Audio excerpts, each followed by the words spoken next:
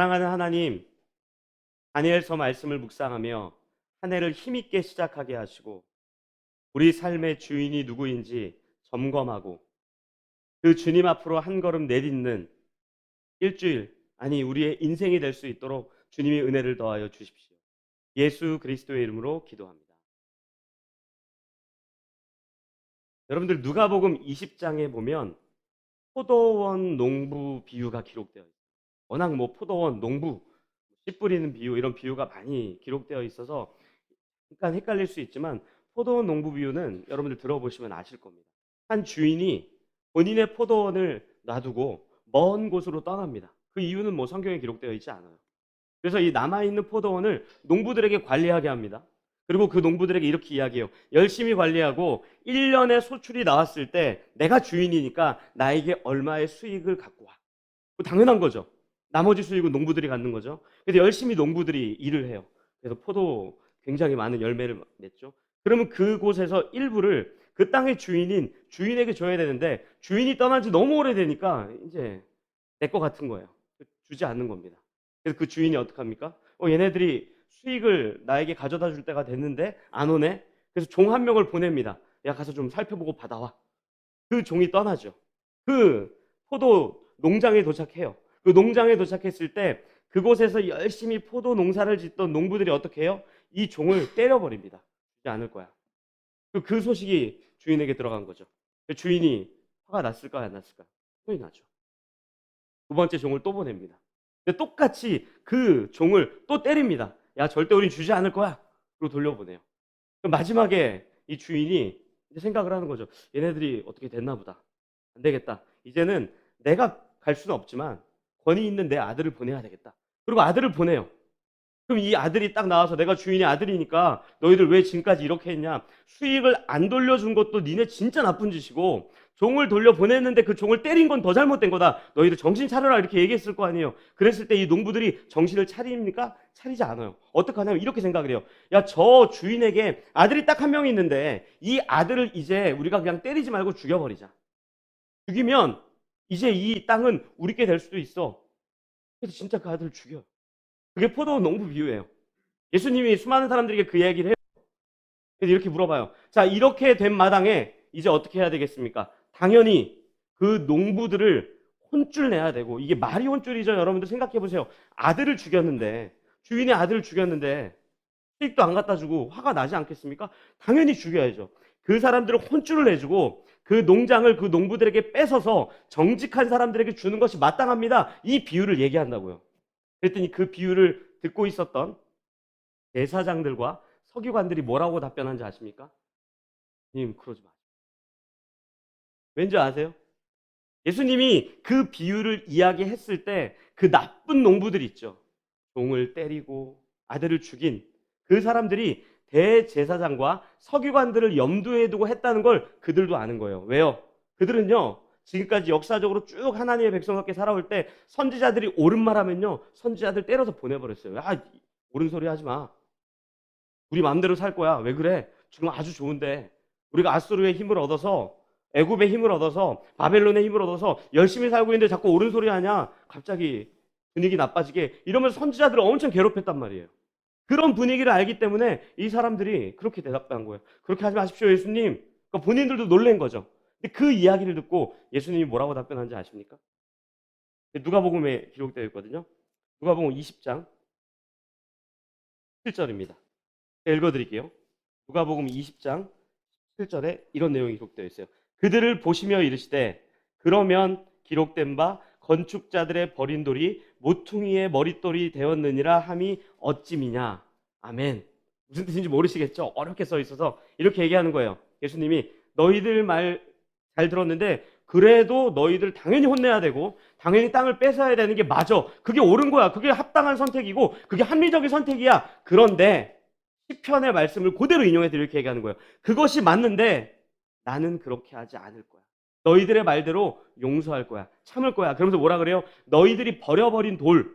그러니까 예수님이 얘기하는 거예요. 너희들이 버려버린 돌, 죽인 그 예수, 결국에 죽일 그 예수 때문에 그 돌이 쓸모 없어지는 게 아니라 그것 때문에 모퉁이 돌이 돼서 그것 때문에 건축물이 올라가는 것처럼 나는 너희들에게 땅을 뺏고 너희들을 죽이는 그 방법이 아니라 나는 너희들 위해 죽는 그 방법을 선택할 거야. 이 내용이 포도원 농부 비유예요. 그래서 여러분들 이 포도원 농부 비유는요, 굉장히 복잡해요. 간단하지 않아요. 여러분들 한번 생각해 보세요. 예수님이 이 이야기를 대제사장들과 서기관들에게 왜 했겠습니까? 두 가지 내용이죠. 첫째, 너희들의 주인이 누구인지 기억하라. 지금 잠깐 주인이 없는 것 같아서 너희들 그 땅이 다 너희들인 것처럼 생각하고 있지만 그렇지 않습니다. 주인이 있습니다. 그게 하나님입니다. 이렇게 얘기하는 거예요. 너희들 마음대로 살지 마십시오. 근데 그 하나님은 여러분들을 사랑하셔서 어떻게 하셨습니까? 죽을 겁니다. 그 독생자 아들 예수 그리스도로 말미암아 구원을 완성할 겁니다. 그러니까 굉장히 복잡한 내용이 여기 기록되어 있는 거예요. 그렇기 때문에 이 포도원 농부 비유 그 다음으로 이어지면서 세금 논쟁에 대한 이야기가 연결되는 거예요. 대제사장이 물어보는 거예요. 서기관들이 물어보는 거예요. 이렇게 물어보는 거예요. 그러면 예수님, 내가 한번 질문 한번 해봅시다. 이 땅의 주인이 하나님이라고요? 말이 됩니까? 지금 로마가 얼마나 힘이 센데요. 로마의 가이사가 주인 아닙니까? 이렇게 얘기하는 거예요. 동전에도 가이사의 얼굴이 기록되어 있는데 어떻게 하나님이 왕입니까? 만약에 하나님이 왕이라면 로마가 이렇게 득세할 수 있습니까? 기득권을 갖고 있을 수 있습니까? 우리가 왜 그럼 로마에게 세금을 바쳐야 됩니까? 이 이야기를 하고 있는 거예요. 거기에서 예수님 말씀하시는 거예요. 주인은 예수님입니다. 하나님입니다. 가이사가 황제인 것 같고 포도원의 주인이 잠깐 없어서 그 땅에 그 농부들이 주인인 것 같지만 실제 주인 따로 있습니다. 이렇게 물어보는 거예요. 예수님이 그때 당시에 제사장들과 서기관들, 바리새인들에게만 물어봤겠어요? 오늘 우리에게 묻지 않겠어요? 여러분들이 한번 질문해 볼까요? 우리 인생의 진짜 주인이 예수가 맞습니까? 여러분들 이 질문을 잘 이해하셔야 돼요. 제가 창조주가 하나님입니까? 이렇게 안 물어봤습니다. 우리의 죄를 용서하는 분이 예수 맞습니까? 이렇게 안 물어봤습니다. 그분이 우리를 천국으로 인도하실 분 맞습니까? 이렇게 물어보지 않았어요. 제가 물어보는 거는요, 나중에 우리의 죄를 다 용서하고 천국으로 인도할 하나님에 대한 걸 묻는 게 아니에요. 오늘 2024년 1월 14일 오늘 우리의 인생 속의 주인이 진짜 예수가 맞냐고 물어보는 거예요. 우리도 그 농부들처럼 하나님이 안 계신 것 같으니까 돈이, 권력이, 지금 내가 갖고 있는 힘이 주인인 것 같이 살아가면서 이게 전부인 것처럼 살아가고 있다면 우리 신앙 돌아봐야죠. 당장 눈에 보이는 가이사나 동전에 기록되어 있는 가이사의 형상, 그 로마의 힘에 완전히 도취되어 있어서 가이사가 온 세상의 주인인 것처럼 생각하고 있는 것처럼 우리도 오늘 권력자들이나 돈이 많은 사람들이나 돈과 권력을 해결할 수 있는 모든 것을 와, 저 맞지 저렇지 라고 생각하고 있다면 우리의 신앙을 점검해 봐야죠. 그런 의미에서 다니엘서 이 1장은요 굉장히 중요한 본문입니다. 그 내용을 고스란히 담아내고 있어요. 우리가 오늘 본문이죠. 다니엘서 1장 1절 우리가 같이 읽도록 하겠습니다. 같이 읽겠습니다. 시작. 유다 왕 여호야김이 다스린 지 3년이 되는 해에 바벨론 왕 느부갓네살이 예루살렘에 이르러 성을 에워쌌더니. 아멘. 그냥 뭐 서술적인 내용 같지만 여러분들 이거 진짜 비참한 이스라엘의 역사입니다. 다윗이 통일 왕국을 만든 이후에 그의 아들 솔로몬이 왕이 되거든요. 근데 솔로몬이 왕이 된 다음 우리가 알고 있는 것처럼 굉장히 지혜의 사람 솔로몬인데 그럼에도 불구하고 솔로몬도 말년에 실수해요. 자신의 권력과 자신의 물질을 자랑하기 시작합니다. 지혜만 갖고 있는 것이 아니라 결국엔 그래도 타락해서 이방 나라 사람들이 왔을 때 창고문을 열어서 본인이 갖고 있는 돈과 본인이 갖고 있는 권력들을 막 자랑하기 시작해요. 그게 결국 어떻게 되냐면 이스라엘이 남과 북으로 찢어지게 돼요. 근데 이 남과 북이 찢어진 이후에 어떻게 되느냐? 남과 북이 찢어지니까 서로 으르렁 될 거 아니에요? 이 서로 으르렁 되는 남과 북이 자신들이야말로 정통성을 갖고 있다고 남쪽은 이름을 이렇게 지어요. 유다. 그래서 우리가 남유다라고 이야기하는 거예요. 그럼 이쪽은요? 북쪽이었거든요. 본인을 니네 유다야? 안 되겠다. 우리는 그럼 이스라엘. 그래서 북이스라엘이라고 이야기하는 거예요. 그래서 이스라엘 초창기의 이스라엘 그러면 이스라엘 전체 국가를 이야기하는 거지만 솔로몬 시대 이후를 이야기하면 남유다는 남쪽, 북이스라엘은 북쪽. 그러니까 서로가 정통성을 갖고 있다고 싸우는 거예요. 근데 잘 살면 되잖아요. 자기들끼리. 정통성 유지하면서 우리가 하나님 더 잘 믿어. 우리가 하나님의 진짜 백성이야. 우리가 하나님 더 잘 믿어. 그러면 됐는데 결국엔 이 북이스라엘이 아수르에 의해 멸망당하게 됩니다. 왜 멸망당하는 줄 아세요? 그때 당시에 북이스라엘이 자신의 믿는 하나님을 신뢰하고 의지하는 것이 아니라 전쟁이 일어날 때마다, 이방 나라가 공격을 할 때마다 누구를 의지했습니까? 다른 이방 국가들을 의지한 거예요. 동쪽에 있는 국가가 공격을 하잖아요. 그럼 서쪽에 있는데 야 우리 힘 좀 빌려줘. 북쪽에 있는 야 우리 힘 좀 빌려줘. 그렇게 하다 결국에는요, 아수르와 친해지는 것 같지만 아수르가 괜히 그랬겠습니까? 이스라엘 먹으려고 그랬던 거죠. 멸망해버려요. 그래도 그나마 남유다는 정통성을 어느 정도 지켰어요. 근데 오늘 본문 보십시오. 어떻게 됩니까? 여호야김, 유다 왕이거든요. 다스린 지 3년 되는 해에 바벨론 왕 느부갓네살이 예루살렘에 이르러 성을 에워쌌다. 이렇게 돼요. 왜 그렇습니까? 이 남유다도 북이스라엘과 똑같이 하나님을 믿는다고는 하지만 실제 본인들의 인생 속에서는 하나님을 의지하는 것이 아니라 이집트가 좀 힘을 얻으니까 이집트를 의지하고, 바벨론이 좀 힘을 얻으니까 바벨론을 의지하고 왔다 갔다 하다가 결국에는요, 바벨론 왕에게 먹히는 장면이 오늘 이 다니엘서 1장이에요. 그래서 3년째 예루살렘에 이르러 성을 에워쌌더니 그 결국은 우리는 알죠. 바벨론에 의해서 남유다도 멸망합니다. 그 종살이를 하는 거예요. 그러니까 우리에게 묻는 거예요. 우리가 신뢰하는 게 누구입니까? 우리 인생의 주인이 누구입니까? 우리 삶의 왕이 누구입니까? 그럼 우리는 또 반대로 질문하겠죠. 아니 하나님이 주인이면 왜 멸망해야 됩니까? 하나님이 왕이면 왜 이렇게 찢어져야 됩니까? 하나님이 왕이면 왜 공격당해야 됩니까? 그 질문 안 하십니까? 저는 하거든요. 그 질문에 대해서 예레미야 선지자가 울면서 고백한 내용이에요.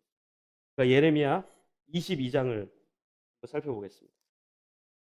예레미야서 22장 13절부터 19절입니다. 예레미야서 22장 13절부터 19절까지 제가 천천히 여러분들에게 읽어드릴 테니까 한번 들어보십시오. 구약성경 1085페이지 정도에 있습니다. 3절부터 19절입니다. 들어보십시오.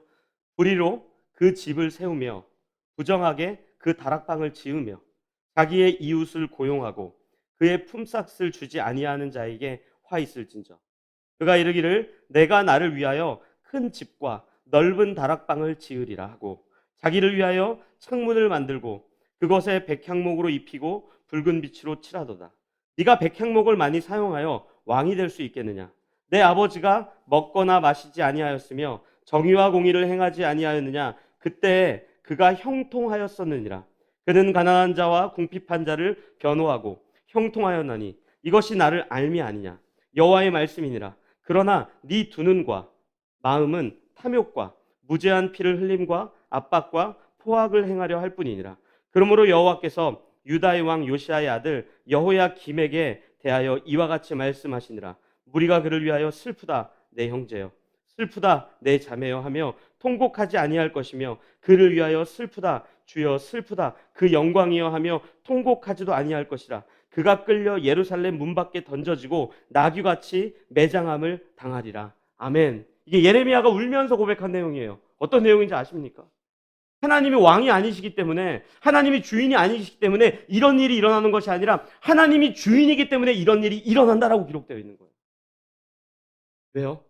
돈과 권력을 사랑하는 그 결국과 결말이 무엇인지를 깨닫지도 못하는 우리에게 깨닫게 해주는 거라고요. 이때 당시에 여러분들 여호야김이요 얼마나 악했는 줄 아십니까? 애굽이 강해질 때는요 애굽 편에 붙어가지고 조공을 드리기 시작했어요. 근데 조공을 어떻게 드린 줄 아세요? 이 국민들에게, 백성들에게 굉장히 많은 걸 뜯어냈습니다. 야, 니네 돈 내지 않으면, 세금 내지 않으면 애굽에 의해 우리 멸망할 거야. 그래가지고 100을 받잖아요. 50만 주는 거예요. 50 갖고 뭐 한 줄 아세요? 본인의 왕궁에 치장하기 시작했어요. 여기서 백향목이라는 게 나오는데 이때 당시에 백향목이 많은 나무가 아니에요. 백향목을 이방 나라에서 가져오려면요 굉장히 비싼 값을 주고 사와야 됩니다. 그러니까 여기엔 두 가지 내용이 기록되어 있는 거예요. 이스라엘 백성들에게 굉장히 많은 세금을 내고 그 세금으로 이방 나라들에게 조공을 바치면서 그 왕을 신뢰하면서 그 왕에게 백향목 몇 개 받아다가 본인의 왕궁을 짓는 그 일들이 여기 고스란히 기록되어 있는 거예요. 우리가 살고 있는 세상이 왜 이렇게 악한지 아십니까? 하나님이 왕이 아니기 때문이 아닙니다. 하나님이 주인이 아니기 때문이 아닙니다. 우리가 하나님을 주인으로 삼지 않고 돈과 권력을 삼았기 때문에 이 결과를 초래한 거라고요. 그것조차 깨닫지 못하는 우리를 깨닫게 하고 있는 거예요, 지금. 그래서요, 여러분들 다니엘서 1장 2절을 보면 이런 내용이 나와요. 주께서 유다 왕 여호야김과 하나님의 전 그릇 얼마를 그의 손에 넘기심에라고 나와요. 이 바벨론이 힘이 세기 때문에 빼앗아가는 것이 아니라, 바벨론이 강하기 때문에 빼앗아간 것이 아니라, 성경은요 명확하게 주님께서 그렇게 하셨다라고 우리에게 이야기하고 있는 거예요. 여러분들, 우리의 신앙과 우리의 삶을 돌아보십시오. 정말 주인이 예수가 맞습니까? 돈 아닙니까? 권력 아닙니까? 돈과 권력이 정말 우리의 영혼까지 책임져 줄 거라고 생각하십니까? 그 결말을 우리는 역사를 통해 확인하지 않아요? 그 강하던 아수르가 지금 어디 있어요? 그 이집트는요? 바벨론은요? 페르시아, 그리스, 로마는요? 다 무너지고 있지 않아요? 돈과 권력을 사랑하고 돈과 권력을 쫓은 사람들의 결국을 우린 너무 잘 아는데, 여전히 우리 인생 속에 구원자이신 주님은 있지요. 창조주이신 하나님도 있습니다.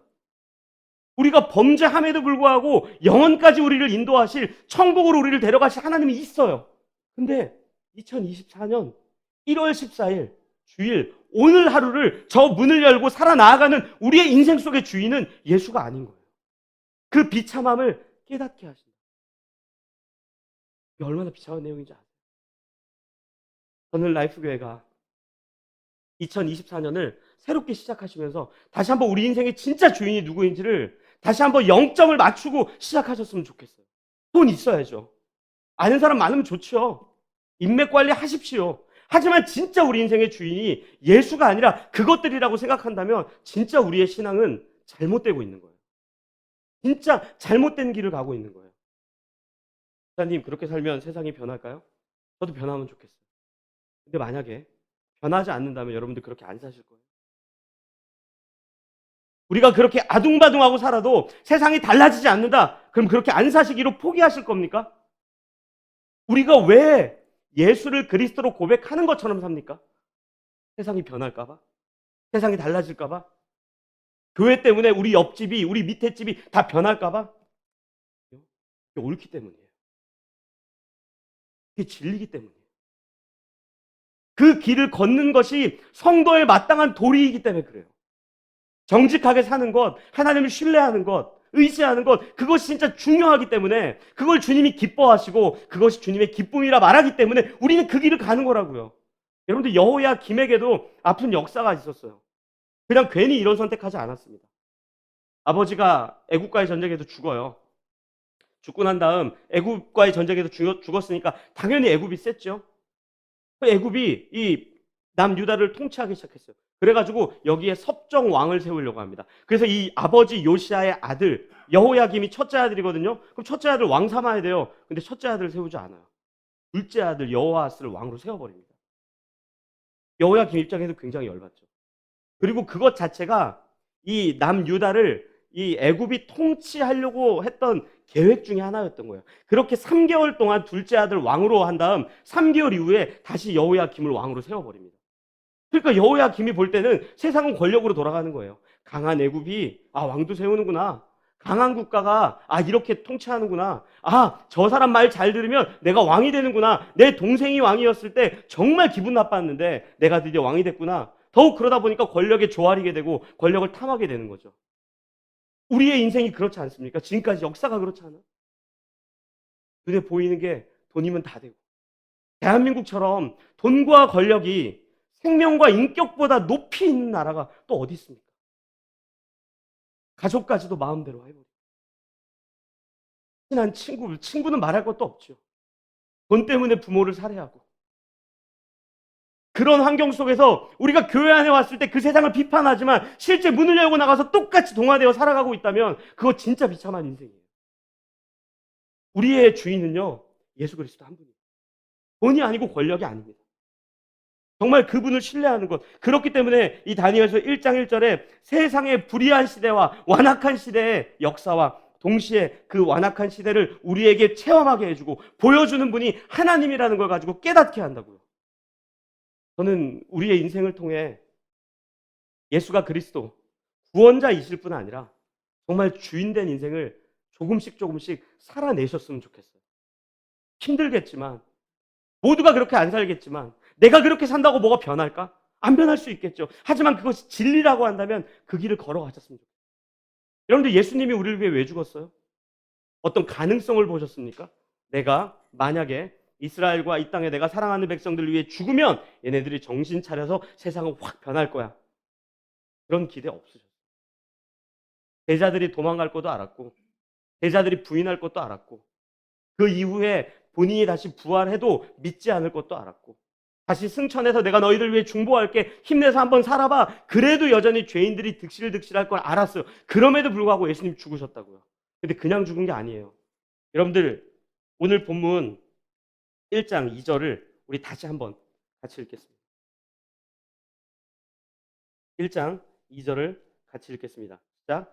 주께서 유다 왕 여호야김과 하나님의 전 그릇 얼마를 그의 손에 넘기심에 그가 그것을 가지고 신할 땅 자기 신들의 신전에 가져다가 그 신들의 보물 창고에 두었더라. 아멘. 제가 지금까지 쭉 설명드렸죠. 여호야김을 주님께서 넘기셨다. 근데 여기에 보면은 하나님의 전 그릇 얼마를 그의 손에 넘겼다 이렇게 기록되어 있고, 그 그릇들이 그들의 신전에 두었더라 이렇게 기록되어 있거든요. 여러분들 그릇이 뭐 중요하겠습니까? 하지만 굉장히 중요한 겁니다.